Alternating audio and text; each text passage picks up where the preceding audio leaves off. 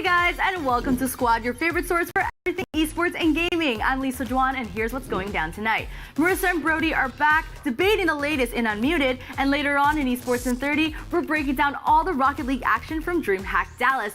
But before that, let's talk about some games that are so bad, they're kind of good. Here are our top 5 picks in Rank It.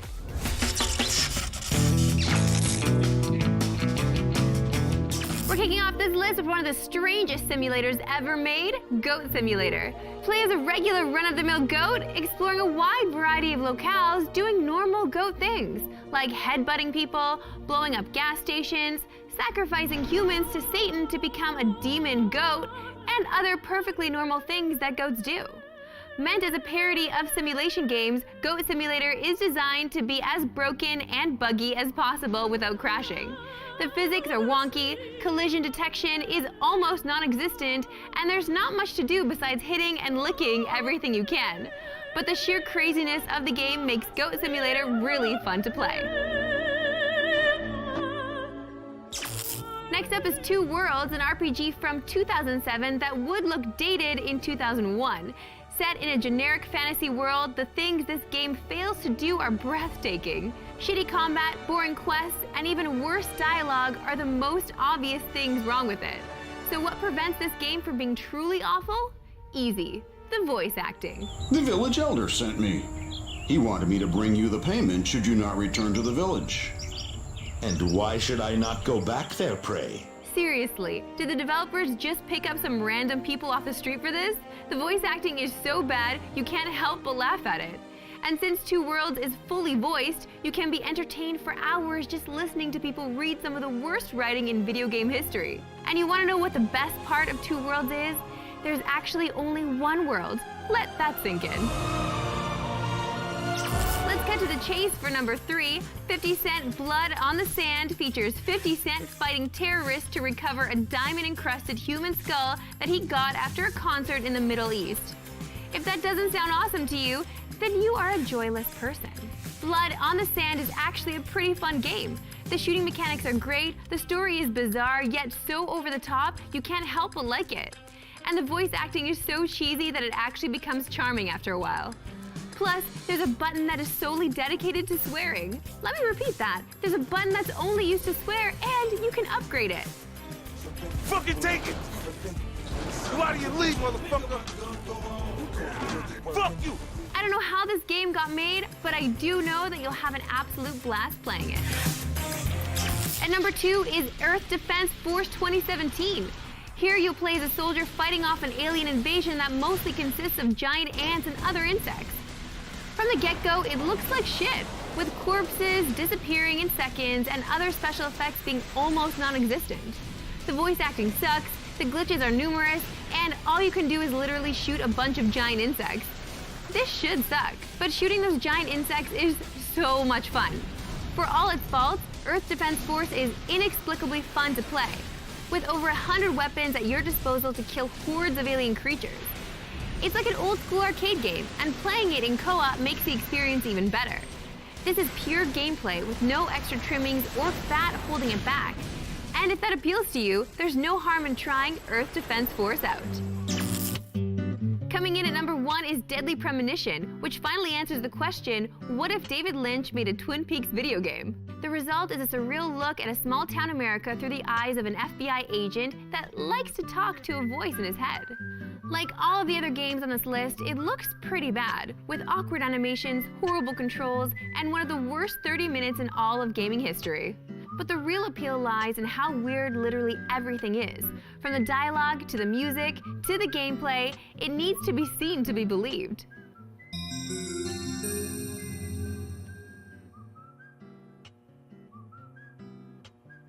Did you see that, Zach? Clear as a crisp spring morning. F.K.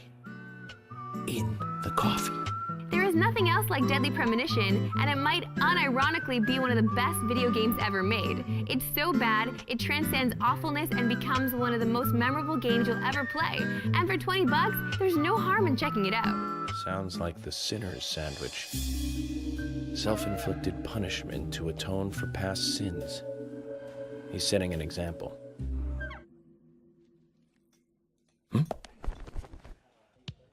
I can't believe it. This is fantastic. It's really good.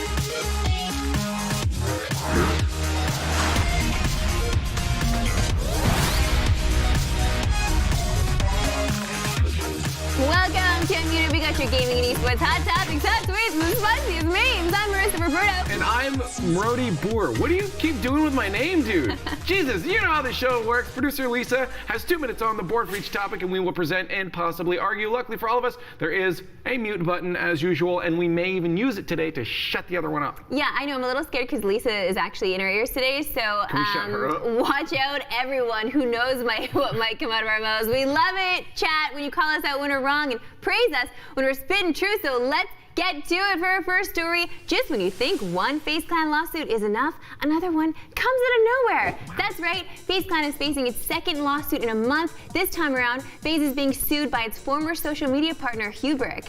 They allege that FaZe broke away from the company and raided its offices overnight, taking dozens of computers and equipment that were filled with valuable data. Hubrik also states that they helped fund FaZe to the tune of $1.3 million and are demanding over $1 million for interfering with their operations. Brody, first of all, this is unbelievable. I just don't even know where to start with this. How about we this is start the with second the time facts? FaZe is being accused of something. evil. Let's start with the facts that we don't have. What? There's two sides to every story. Yeah, you're right. Now this is starting to get a little. I'm starting to be like, okay, maybe FaZe is the bad guy here because we're seeing a lot more. Or it's just easy pickings for a lot of these people. Don't have a real good base, but people are going to support them. Now, when it comes to the actual lawsuits, evidence will be key here. They're saying they went in and stole stuff. When did they actually split? When did this happen? Why is it only happening now? Maybe they think stuff was stolen, or FaZe took computers that they thought were theirs and didn't realize there was stuff on there. Maybe FaZe had no idea. Yeah, but they're also, claiming a raid, that company though. is defunct now, so maybe they just need money.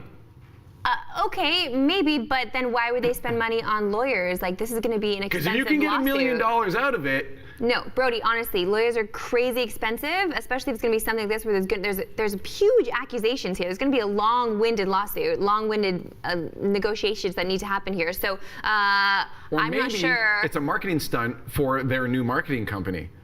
You think? And they're gonna get business out of this. Somebody get this guy a tinfoil hat right now. Like, you're really taking us somewhere, Brody. I mean, if that's true, I will buy you lunch next week. That's if all it I get comes out of this is lunch? I don't even know. Like, that just seems so out there. You think they're a defunct company, but you can, maybe if they sue FaZe, it'll bring them back to life? No, I think they just want their stuff back. Like, I'm pretty sure that's all they're after here, and some money for ruining their lives. Yeah, no, I that? don't think that. I was just saying it, just in case maybe. And then if it does come back to it later that I'm right, I can clip just that moment. Oh my God, but let's talk about the fact that FaZe is just out there, man. Like, I've always had this, especially since just the way they are on social media, especially Banks. He has like no filter, and that's I don't see fine this because it being the entertains end all of of it us. for esports in general. I mean, like you have a bunch of kids that grew up playing video games that have no idea how to run a business, and now they're in a business. They're probably doing shady things. I don't think this is the end of it. The next few years, we're gonna have a lot of these. Oh, this is definitely not the end. Are you crazy? We're gonna have all kinds of drama to talk to you guys about. Oh, yeah. Anyways. Over in CSGO, Astralis coach Zonic is defending the team's decision to skip multiple big events over the past few months. Astralis skipped IEM Sydney and Star Series Season 7 in favor of the Blast Pro Series, which some were saying is less competitive. Zonic said that the team skipped some events because of travel plans, prestige, player health, and many other reasons. He emphasized that the only thing that matters to him is to take care of his players, and if that means skipping tournaments in favor of a longer career, then they're going to skip tournaments. Yeah.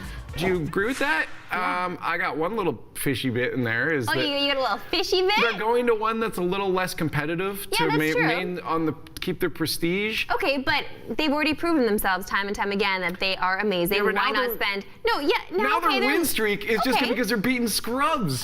Okay, they're not beating scrubs. That's they're beating. cheating. They're not That's cheating. cheating. They're playing good players. They just don't have to play those good players as many times in a series because yes, the Blast Pro Series is a little more lax, but they're still competing. They're still playing CS:GO, and they're competing for amazing prize pools and get to be part of an awesome production. Of course, they're going to say yes to the Blast Pro Series, and I'm pretty sure one of the owners.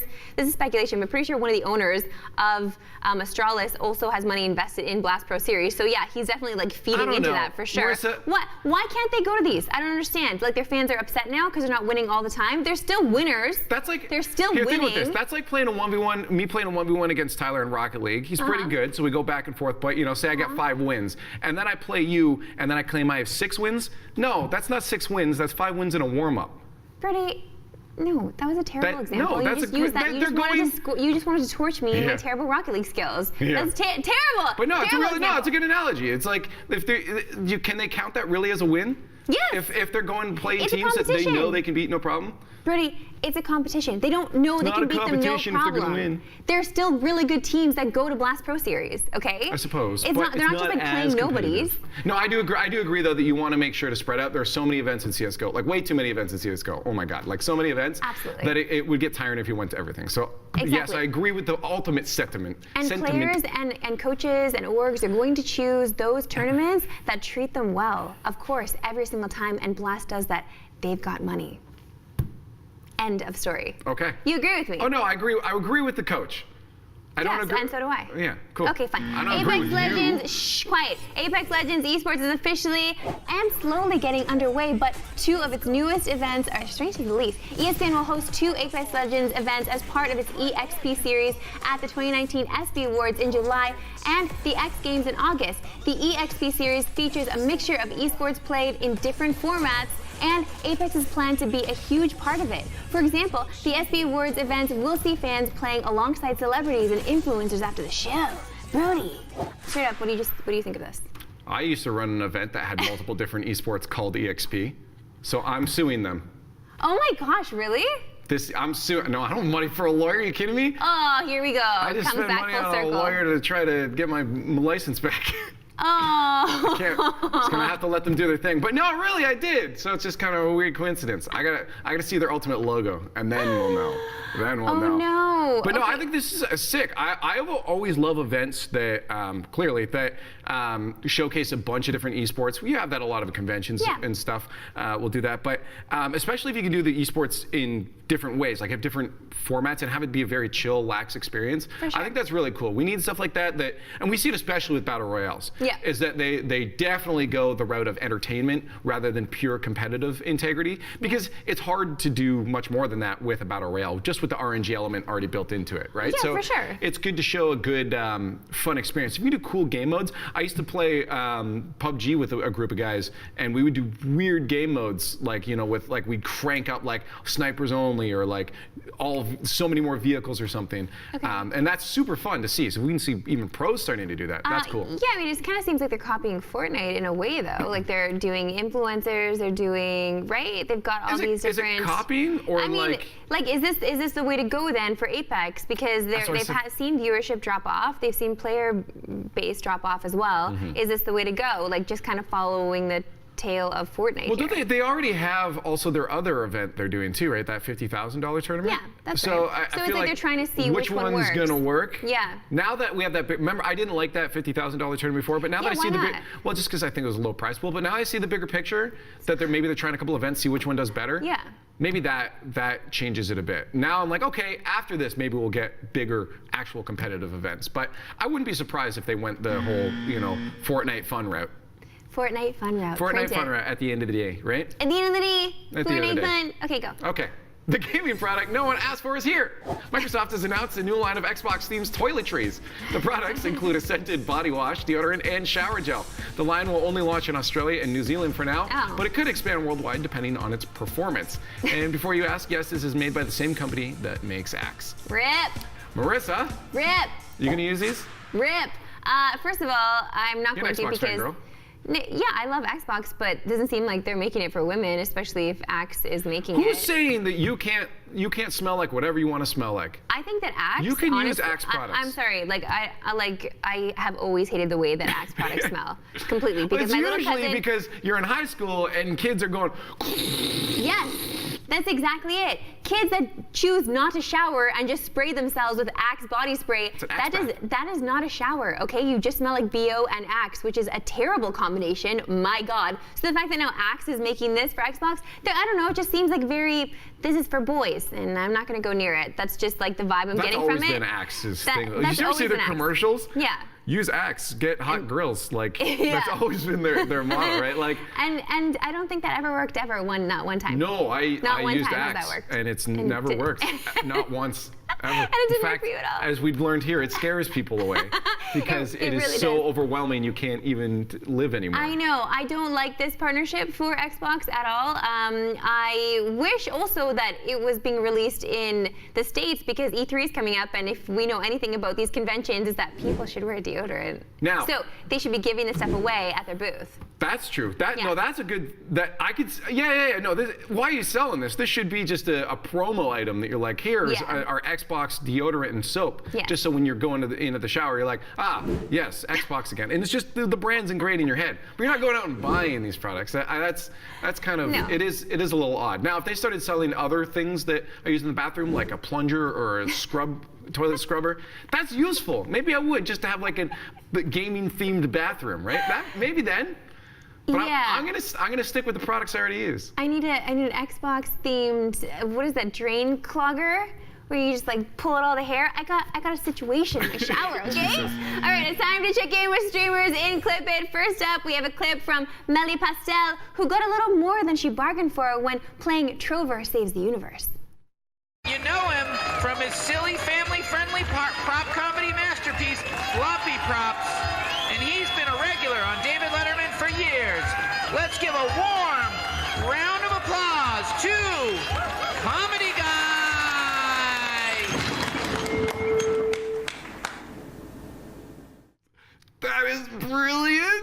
get it. What do you mean you don't get it? There's nobody there. What? No, okay, you are very blind. I Just so you can guys see. know, I can see. the clips are really far from her face, and she keeps refusing to go to the optometrist to get her eyesight checked. It's just her old stubborn age, I suppose. What was it? There was a dude hanging himself.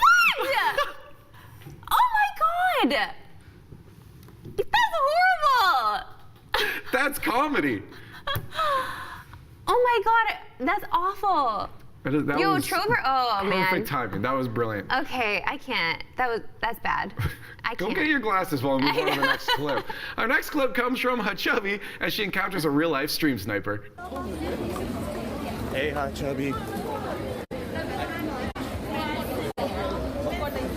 What? You know me? Yeah. Why? You watching Twitch? Yeah. Oh my god! Say hi, please! Oh my god! What is this? Oh my god! You live Korea? Korea? I do. He doesn't. Visiting. Oh my god! Oh my god! Thank you so much. Oh my, I'm not surprised. Oh my god! What is this? Oh my god! Thank you. Oh my. What is this? What is this? Oh my god! What is this? It's so weird. It's like she's fangirling over her fangirls. She's Or fangirling fanboys. over her fanboys, yeah. That's it. That's a real. Now, eventually, people keep doing that. That's gonna get old. She's gonna get over it. But that was. Yeah, of course. That is a good way, by the way, to stream snipe. That's okay. Just a hello. Yeah, a goodbye. just say hi, and move on with exactly. your day. I know, just not being a troll or evil in any way. It's and so expect nice them to see. talk to you, right? Like she was given the she's like, hey, all right, I'm gonna leave now, and they Yeah. didn't like keep trying to talk to her. Like, No, cool, no, all right, of see you, course bye. not. That is good at stream sniping. But it is kind of scary to have somebody just like say your name as you're walking by, and then like it's startling, right? So I feel like that was Yeah. super genuine. I love her so much because she's just so genuine all the time. Okay, the weirdest one is like if I'm at a place where I'm expecting to hear Leaf, like if someone's gonna call my name, they'll say Leaf. But then they say Brody because like if they watch the show or anything where you call me that, that weirds me out sometimes. When people call So- me by my real name when I'm at a Wait. gaming event. So wait, you want me to call you Leaf here? Not here, no. I'm just saying if I'm at a gaming event, it's so weird to hear my real name, in all Okay. honesty. Yeah. So that's probably what tripped her up. I see. Okay, I'm gonna move on now. Okay, You good idea. know people saying your name. The truly is the best time of the day where we scroll the Twitters to bring you all the things the pros bless us with on their timeline. It's the best when they real talk and make us take a second to look at the people we surround ourselves with. Hug says, recognizing the importance of loyalty for my friends now more than ever. I'll be putting way more priority into this and disassociating from those who don't have my best interest in mind. So this has got to be a subtweet, right? That's fair. No, I mean that's just fairly. He's probably just had an event. This has and he's gotta be not- a subtweet. No, he's probably not drum, so he doesn't want to bring up any situation that specifically happened. he's subtweeting it. So he's. I mean, I suppose if that's what you do, if you got to say that to try to pretend that you're young still and you're using lingo. Do you know how many people subtweet? So many people just take to Twitter. But what I like about Hugs is he ain't drumming it up. He's just like, hey, you know what? I'm getting older. I realized priorities in my life, and that's real talk. I mean, like, if people are trying, like, you start to recognize that people are trying to hold you back, Yeah. or even just trying to cling on to you in hopes that they'll come along the ride too. Yeah. You do have to kind of not cut them off, but you do have to step back and say, you know what? I'm not going to put as much effort into dealing with this Yeah. specific relationship. Brody, It's real talk. is it lonely up there at the top? Yes. It's very cold. Bring a coat, please. The Phase Boys are always making top tier content, right? This is considered A+ summertime enjoyment. Phase Scissor says, what y'all know about this? Also, Marissa, Yeah. have you not done this yet? Because she's the Oh one my that God. puts these tweets in here, by the way. I do it all the time. Good, This okay, is my good. favorite thing ever. I think we're past the point of validation on this thing. I think it's assumed the rest of the world is getting on board with the Frosty and Fries train. And if you They aren't in chat, must. you need to get on it and realize that you've been missing out in life. Frosty and Fries, that salty sweet treat is so good. Just the best thing ever. Also, to that, I would also add, if you have ever had a fudgesicle, you know fudgesicles. Yeah, what are Just you about like to add to this? Okay, so Don't say take ketchup or anything. No, you Okay. get potato chips, but like Okay. the ruffled kind because they're stronger. Yeah. And then you dip you scrape up your fudgesicle with the potato So chips. it's like the ruffled kind. chocolate-covered chips, essentially. Exactly, and eat it that way. I prefer with that one to do the sour cream and onion. I don't usually eat sour cream and onion chips, but I will if they're with a fudgesicle, so you can add a little chocolate to it. So it's like sour cream, onion, potato with the chocolate. It's freaking delicious. I was trying to think. There's so many. Oh, I had some weird combinations and I can't remember anymore. Oh, brain. On that note, though, chips on burgers are really good too. Oh, heck yes. Just chips on everything, okay, everyone? Friend of the show and caster Pyrotechnics has discovered something pretty neato. Iron Man is for real, y'all. Variety reporting Robert Downey Jr. has announced the formation of a new organization with the goal of using cutting-edge tech to save the environment. Brody, RDJ. Iron Man. Iron Man. You did not mean to do that. No, that was. My brain just broke. What? Iron Man is already real, dude. It's Elon Musk. Oh, geez. I knew you were going to turn this into an Elon thing. Fun fact. Well, you set me up for it. I know. Fun fact, Robert Downey Jr.'s Iron Man in the movies in the MCU is based off of Elon Musk. The writers took inspiration from Elon Musk, and he was actually in Iron Man 2. Elon Musk made a cameo in. But didn't the character of Iron Man wasn't that created before Elon Musk became like a thing? Robert Downey Jr.'s version of it, the MCU version, was based on Elon Musk and what he was doing. A charismatic tech person that's leading the future. So basically, RDJ just wants to be more like Elon. Who doesn't, really? Dude's a memer. He has the hottest memes, dude. And he's rich. And he has rocket ships, so he can leave this place whenever he wants to. And you want to go with him? I would love to. I'm going to Mars. Let's move on, because it's time to get to some crowd control. This first post is genius. To add a little extra playthrough, DPO23 removed some of the animations on Telltale's Batman. Yeah. Okay, what? Look at what? He's just diving, bro. It's almost like a kid playing with their toys. Yeah, it's right? true. Yeah. Diving through, jumping out, and he had like a whole playthrough of that. Of like fight scenes fun. And everything. It literally just looks like a kid playing with them. It's sick. I love that. That was a good one, Brody. Sometimes you choose nice clips that I can thanks. see. Okay. Hey, check this out. We found video evidence of what it's like to drive in Montreal.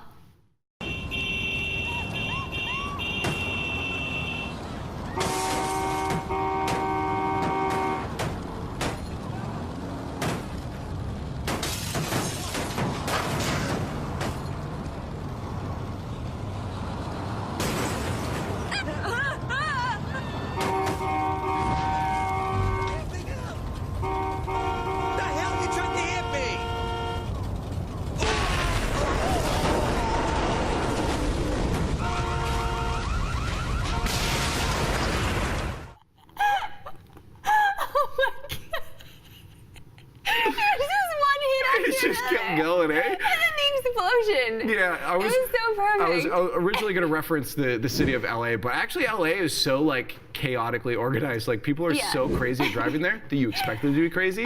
That it's okay. It all works out. But wait, why are you singling out Montreal? Because they will try to run you over. I have been there, and they will try to run you over. Okay, no, that's only because of the way the stoplights work. That they turn red and the crossing light goes. I'm not going to try to exact same figure it time. out. Just be careful if you ever go there. Yes, you have to look both ways before you cross the street in Montreal, for sure. Just watch those lights. To end today off, though, let's take a stroll through The Witcher 3's world in this time lapse by Enigma. So what's crazy about this? There's a full 3-minute video. We're not going to watch the whole thing. But I love these time lapses to show how beautiful these worlds can be and how big they are. He's just walking. He's sending it. And what's cool though is like these worlds now, instead of being so big and empty like we've seen in some old games, they look populated. They look so full, especially with the day-night cycles. And what's crazy, I will mention too, that this is only a DLC area. Really? And keep in mind, we're only watching a small amount of it. It goes on for 3 minutes. Wow. 3 whole minutes. Wow. And that's only DLC area. The Witcher was insane. I have bought it. I have not played it. I downloaded it at the same time as Horizon Zero Dawn. So Horizon kind of took over. Horizon, another beautiful game. Yeah. But it's so insane how deep some of these worlds are, like how long you can get lost in. Dude, I know, and E3 is coming, and I feel like they're gonna show us more Skyrim action or a new Elder Scrolls action, and I'm just gonna get lost in it, man. Like you can't help it. What are we playing Skyrim on now? No, it won't be Skyrim. It's gonna be the next Elder Scrolls. Whoa, our mute button has Skyrim on it. I just played on that. I guess we'll use it for something since we haven't muted each other all week. Listen, that's it for today. Remember, you can always find us on our socials by hitting us up. Someone type in !! socials right now. now in the chat to find us. We'll see you next time.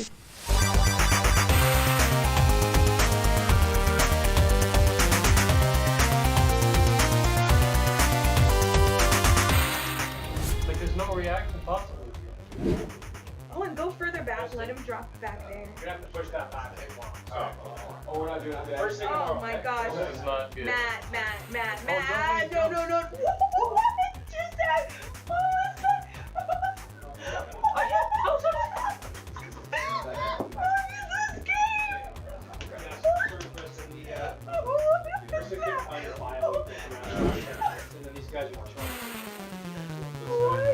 The whole VOD of our Throwback Thursday in the Green Room is available on Twitch, so be sure to check it out after this broadcast. And while you're there, please consider hitting subscribe to get exclusive emotes and badges. In just a bit, Nick and Brody will be calling up Gibbs to talk about Rocket League at DreamHack Dallas, but first it's time to get you caught up with the news and reported.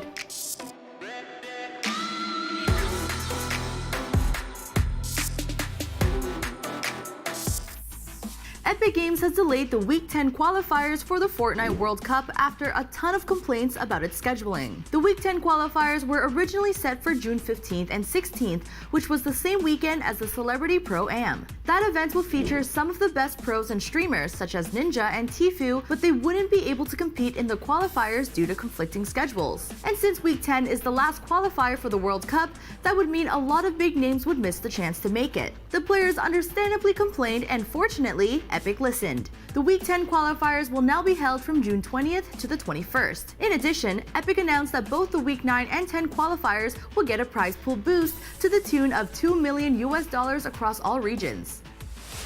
For the first time since it launched, Blast Pro Series will be changing its competitive format. The tournament organizer Refresh announced that starting with Blast Pro Series Los Angeles, semifinals will change to a best-of-3 series instead of the previous best-of-1 match. In addition, fans will be able to watch the entire tournament from the first day, as previous Blast events were only open to fans on the second day. Refresh had faced criticism from commentators and fans about its format, which was viewed as not being as competitive as other tournaments. Whether this will change their minds remains to be seen. For now, you'll be able to check out the new format when Blast Pro Series Los Angeles kicks off on July 13th.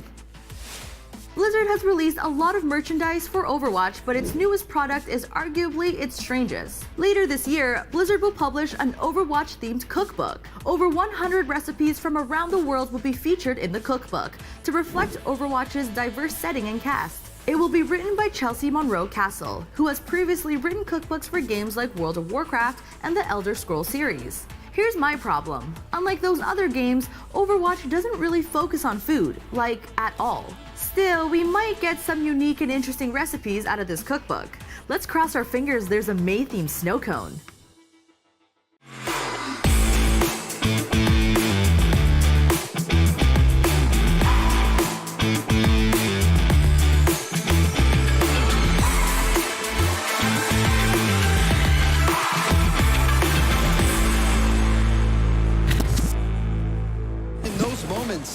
Where Dignitas was threatening, they still get out of it. Oh my gosh, Yukio, he's gonna score!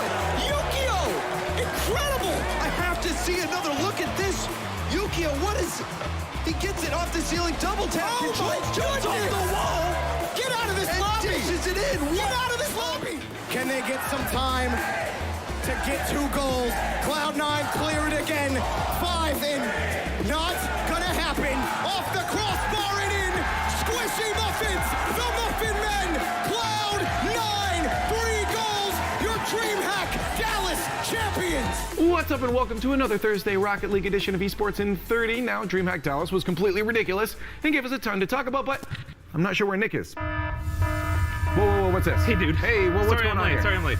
Oh, that's the upset alarm. Because DreamHack was so insane, I figured we might need one. Let me test if it's properly calibrated, okay? Okay. TSM made grand finals. Perfect. Nick? Yeah? This is probably the dumbest thing we've ever done for an intro. It's not even a question.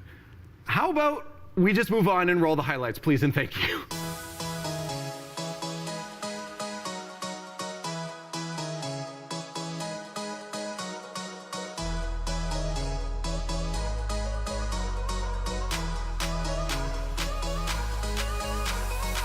Wonder and Kronovi both confused on who was exactly going for that. And Time almost down by 2, and thankfully Chassette pinged it off the bar. Pass across for Rogue to Kronovi, top of the box. Wow. Delivered into the top left. Good, and found a gap. Even in those moments where Dignitas was threatening, they still get out of it. Oh my gosh, Yukio, he's gonna score! Yukio! Incredible! I have to see another look at this. Yukio, what is... He gets it off the ceiling, double tap. Oh my Jumps off the wall. Get out of this And lobby! dishes it in. Get out of this lobby! Past another, and Squishy shot. Oh, Squishy, what a dunk! Halted for now, and turning the other way is Vitality. Barry beats back over to Kadoff is denied by Justin, shattering Vitality's offensive drive. Justin, it seemed hopeless. And now a shot opportunity, no path to the mid. Garrett clutches it for NRG. Gimmick had full boost and he wasn't really able to get the ball out of his own half or start the counterattack, but now Torment. Slow there in midfield. Wonder couldn't get back to it in time. Tigre flips it up. Kronovi. 10 seconds to go for Dignitas to get themselves on the board. Up high, pass to Yukio, just high above the crossbar. Turbo shot is good. Dignitas tie the game. Been pulling that out a fair amount as they rotate back on the defense. Always able to pick out the supporting player, and Barry Peak blasts a wonderful goal in. And Complexity struggling to get the ball out here. All 3 committed on the play. Now G2 trying to strike. Are you kidding me with that touch from Rizzo? It goes in. All smiles for G2. Icar are managing to stay in this game with these saves. Oh my goodness. Gee, you disgusting man. Off the corner. Torment up high for this on the backboard. Torment doesn't have the touch, but the rebound is Gimmicks, and he's Torment who scores! Rizzo has this off wide and is blocked. Try to get wide at Gimmick to find the post. He couldn't. Janehaft keeps the play off the backboard. Shot on target. Oh my goodness! Squishy muffins!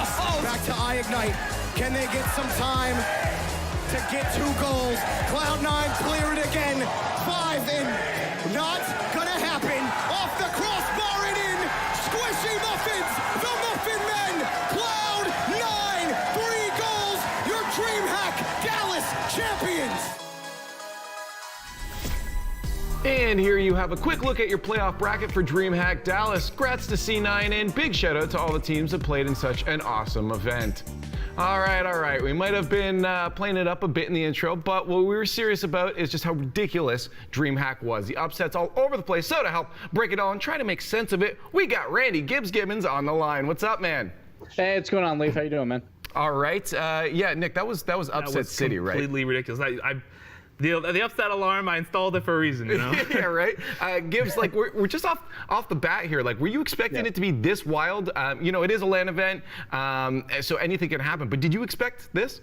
No, like, so day one, we were like, oh, we're kind of just going by chalk. We had, like, the top 18 make it through out of the top 16. So that's fine, you know, just having Method with a minor upset over Space Station. But day number 2, it got wild. And then obviously day number 3, we had 8 World Championship teams here at DreamHack Dallas, and only 3 made it to top 8. 1 made it to top 4, so that was absolutely insane.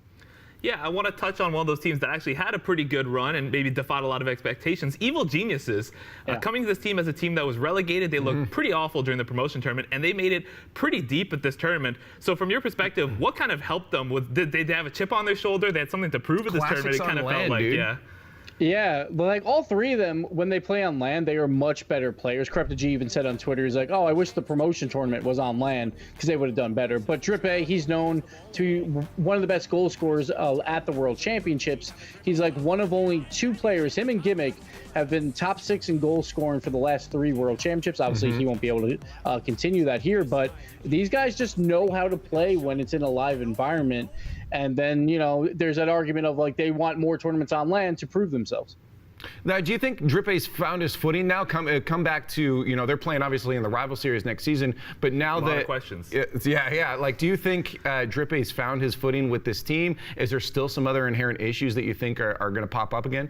So I think it's mostly on Corrupted G and Classics. I think they didn't control the ball very well throughout the entire season. So, like, Drippe put some goals home. He was still, I think, like number 5 in goals per game for the season. So, like, it's more on Corrupted G and Classics to play that possession game, and they did it really well versus Barcelona, where Barcelona for the first like 2 games had a ton of pressure, but the defense from EG really came out. And then the last 2 games, EG showed Barcelona, all right, we will possess the ball, but we will actually score goals when we possess it, and that was the major difference there.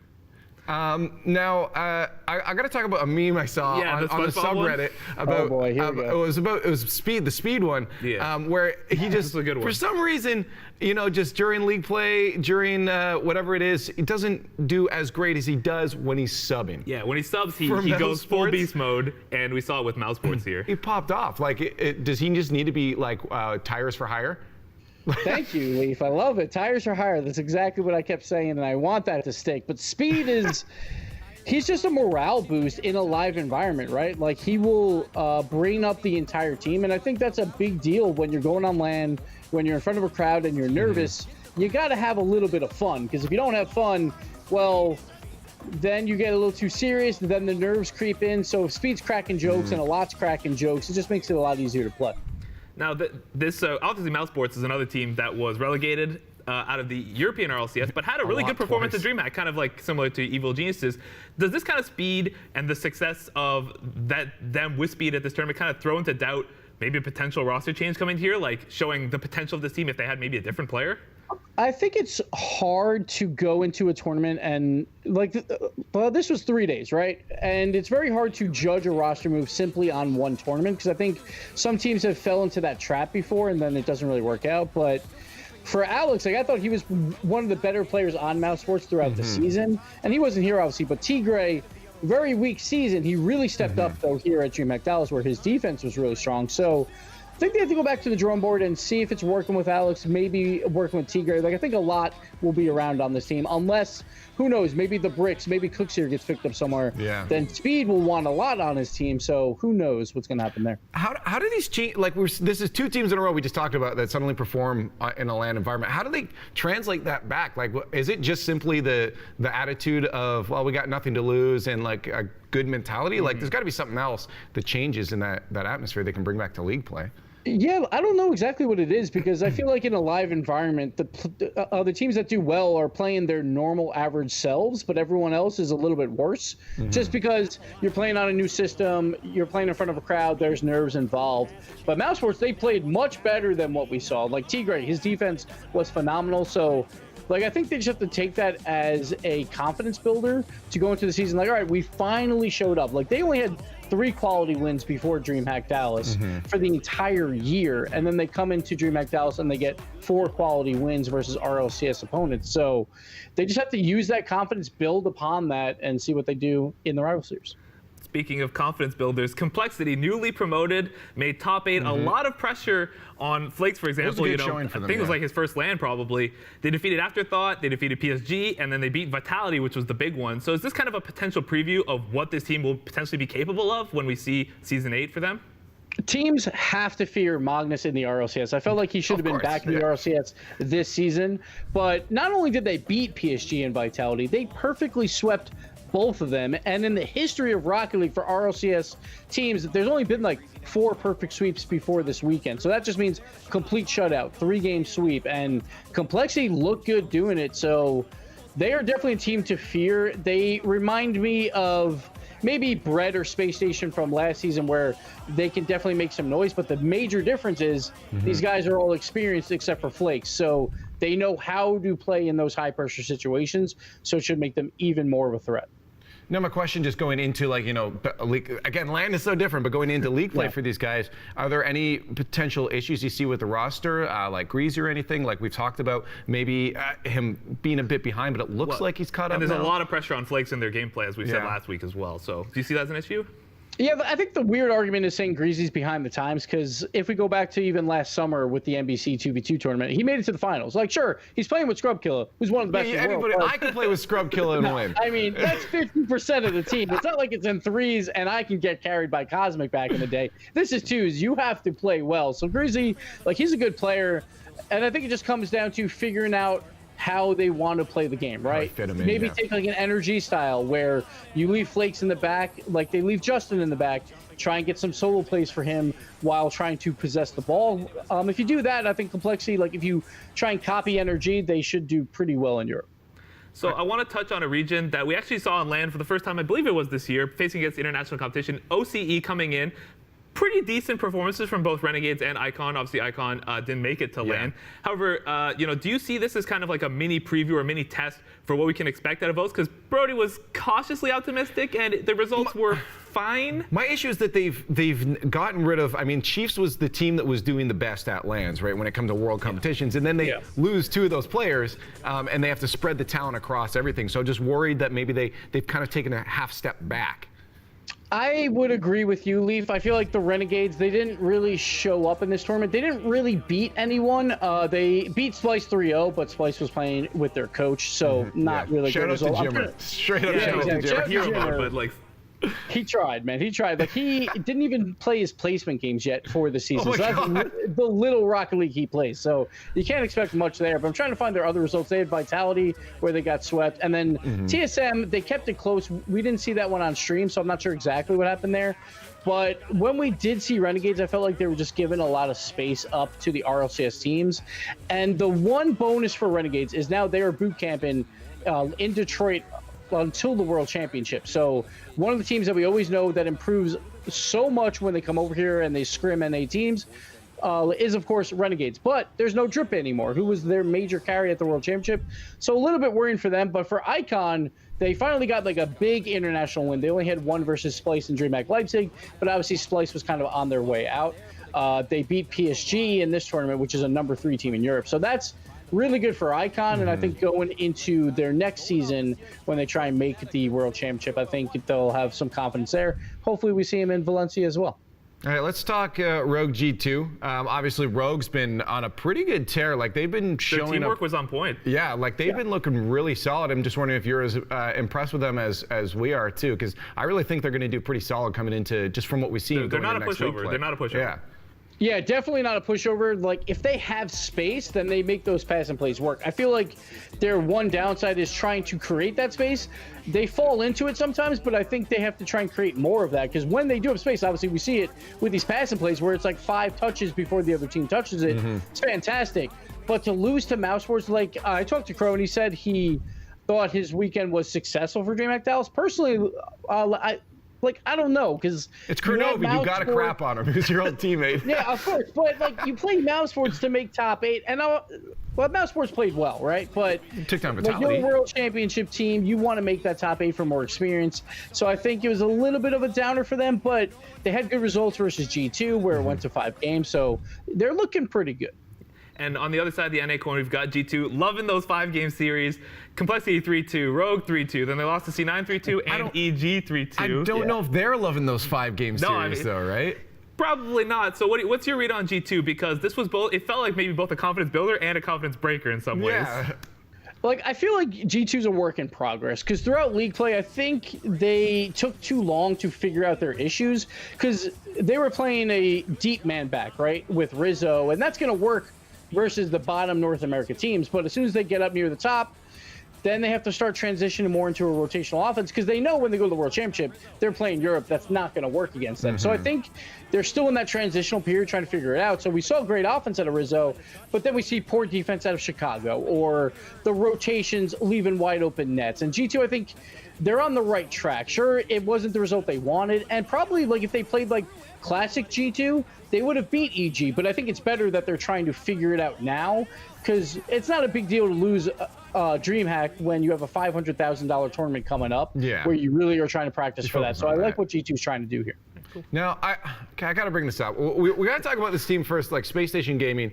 We were so high on them for so long. Yeah, they've had like a really confusing performance just through league play, through LANs, DreamHack, and that. Whereas like it seems like they're playing to their teams all the time. And for me, there was one key thing that stood out, and I've been calling it out for a while now. Is it was Sathu, but everyone now that we've seen that he's dropped, everyone seems to be so confused. And I don't know if you're as confused as me that they're confused, but I thought it was fairly obvious that you think it's the right move. Yeah, of course. Yeah, I think the main argument for Sathu being on Space Station is he's supposedly, like, it's hard to tell. He's a great in-game leader. He talks through the plays. Like, he's their shot caller. But the problem is, Space Station, when they lose, it's usually, like, you can clearly see there's nerves going on. And a lot of that has to fall on Sathu. We saw versus TSM that play with 5 seconds left where he just, like, lays an egg on a ball that he should not be doing whatsoever.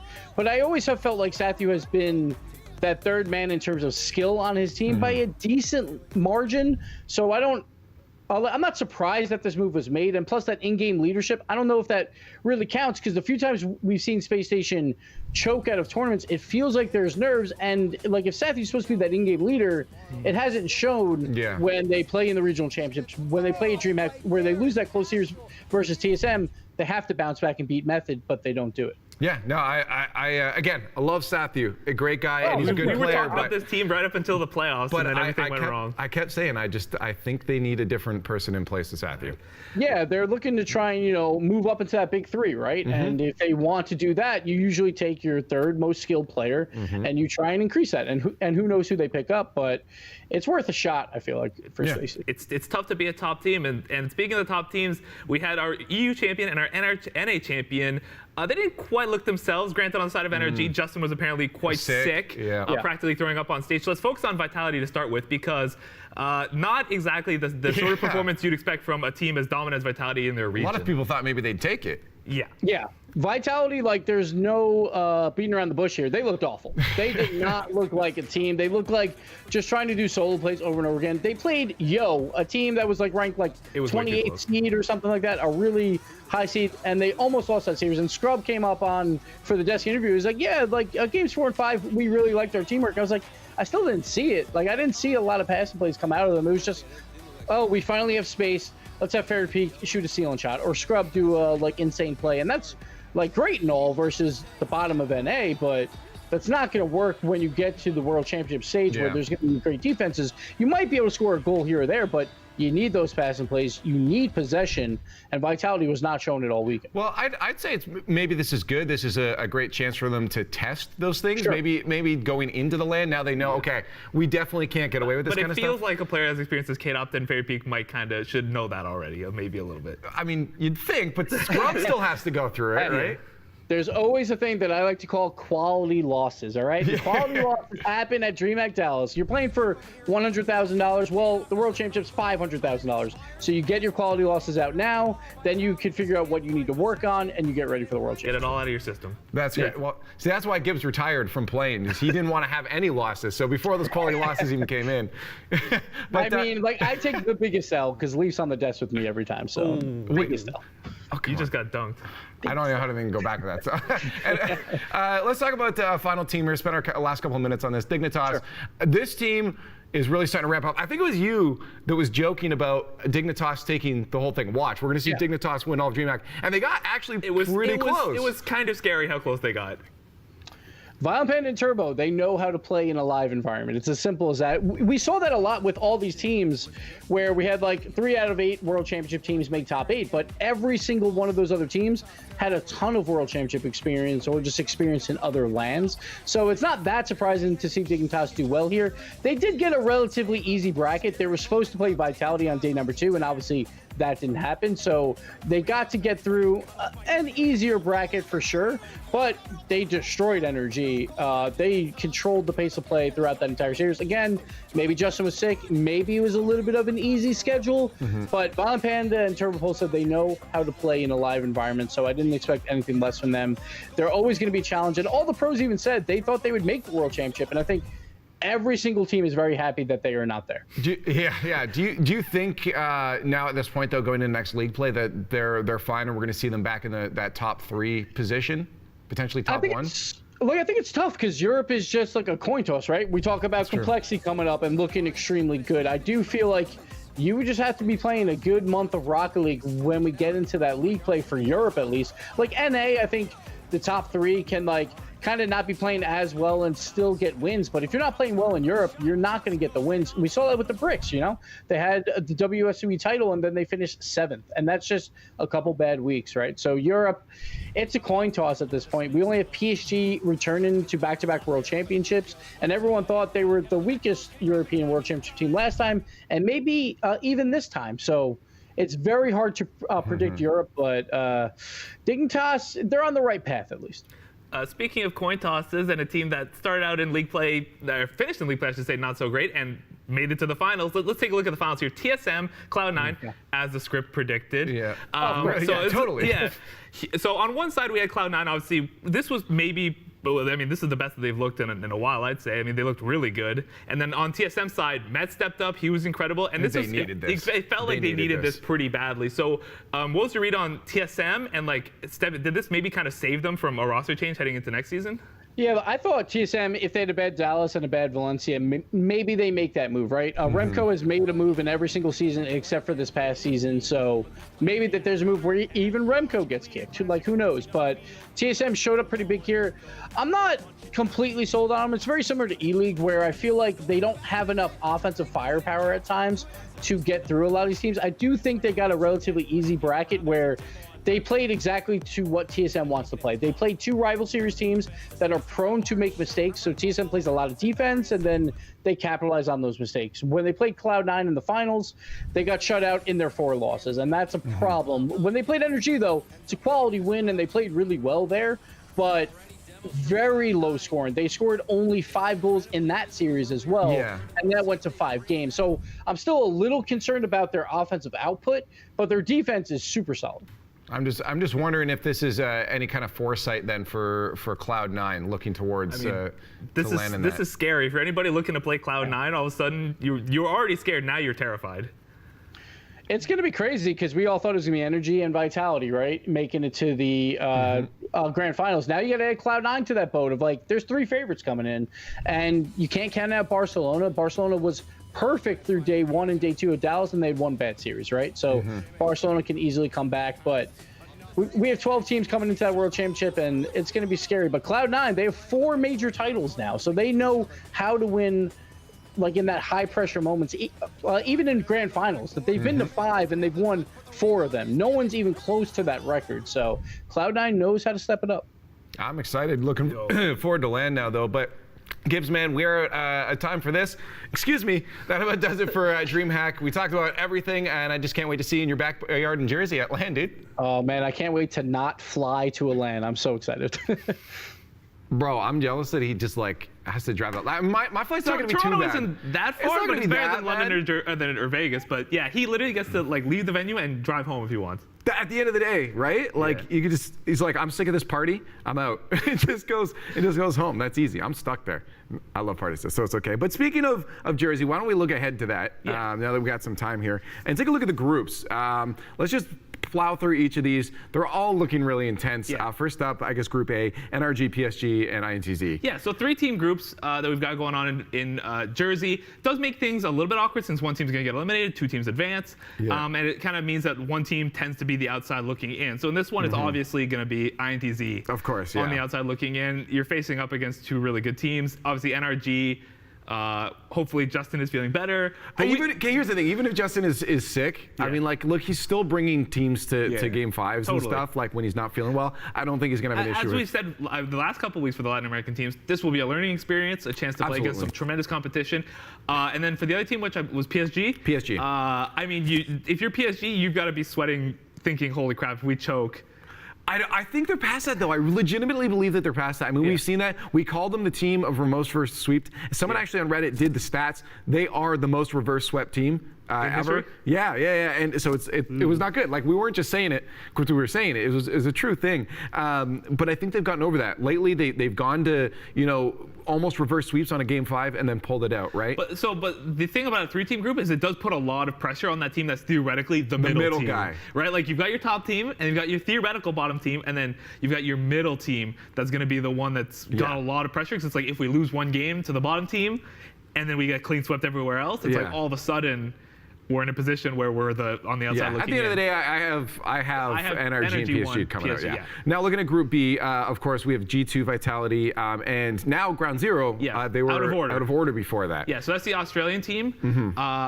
Similar to the Group A, I see Vitality on top, G2 in the middle, and then the Ground Zero, unfortunately, on the outside looking in. However, I think this group, since it is an OS team instead of a Latin American team, and it's G2 instead of PSG, is closer than Group A by a lot. No, I'm legitimately potentially going to be worried about this. I mean, we've seen G2 lately still, and Gibbs mentioned it too. The G2's still kind of in this workout phase. They're still, they're still trying to get where they need to go. And what if they're not there by the time it comes to LAN? You might have GZ coming out strong. Yeah, and I mean, and like we said, out of order when they were out of order in the regional playoffs for OS, they had some really nice moments, and they did beat Icon, and Icon was the superior OS team at DreamHack, so there's stuff to be afraid of.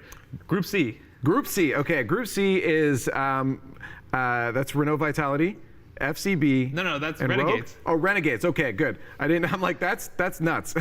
But already FCB Rogue.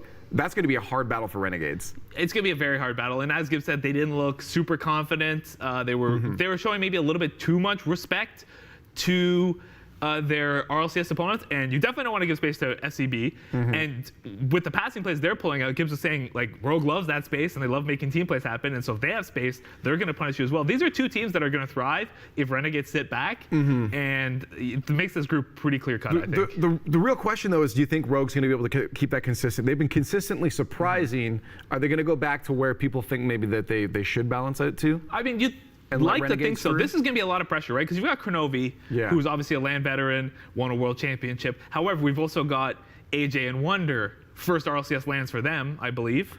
Particularly AJ, right? Coming in, pretty young, new guy, only a couple of RLCS seasons under his belt. This is a lot of pressure, and you're playing against a team that you might not necessarily have a read on. Like I said, Renegades, they are coming out of OS. As Gibbs mentioned, they are boot camping, but how often is Rogue going to encounter this team, right? So right now, based off our picks, so far OC and Sam have really no chance, and I was hoping maybe Group G would change that, but we got C9 and Triple Trouble against Loki. So it feels like OC and Sam are not really having this is the weakest group, though. In terms of overall structure, C9 is clearly far and away. C9's through. C9 is clearly far and away the best team in this group. Triple Trouble have a lot to prove. To prove that, like I said, their European performance in the playoffs wasn't just a one-off.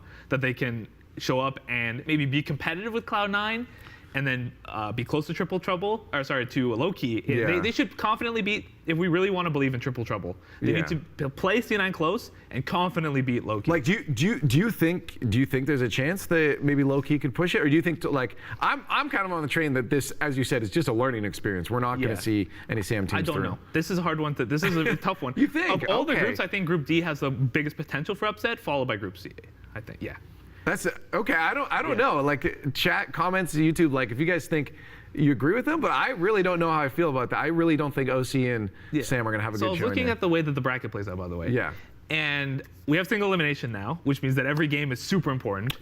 And in that regard, there's the potential for an NRG Vitality first round quarterfinal matchup if one of the two of them finishes the second seed in their group. So say, for example, NRG's first seed, Vitality second seed, they play each other in the quarterfinals. Or Vitality first seed and NRG's second seed, they play each other in the quarterfinals, right? It's going to be wild. That is going to be 3 days of Rocket League. You're not going to want to miss it, guys. June 21st, 23rd, it's going to be sick. Anyways, we are out of time. This is the last Rocket League until LAN is done, but we'll be talking about it when it's done. Until then, keep tuning in because we have a dope new show every weekday, including Unmuted and Esports in 30. Catch us at Squad State on our socials, and we'll see you then. Cheers. Thanks, guys, for getting us caught up on everything Rocket League. And, of course, shout-outs to Red Bull as well for fueling us in the green room. We'll be back tomorrow playing more games at 1 p.m. Eastern Time in the green room. And then at 8 p.m., we got a brand new Unmuted. And in Esports in 30, we're talking CSGO. Until then, you can catch us on all our socials at Squad State. Thank you so much for watching, and we'll see you tomorrow.